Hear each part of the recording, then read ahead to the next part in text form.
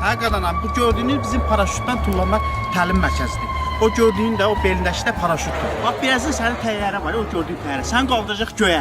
Göydən səni tullayacaq. Mən də yerdən aşağı sağa belə baxacağam.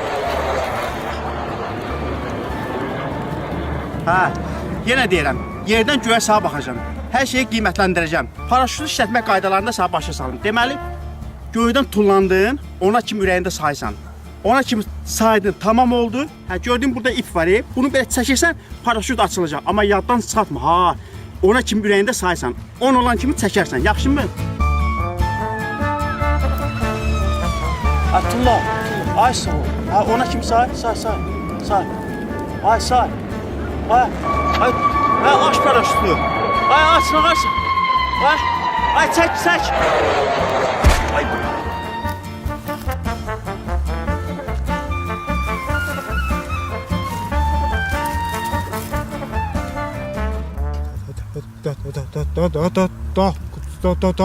Kız.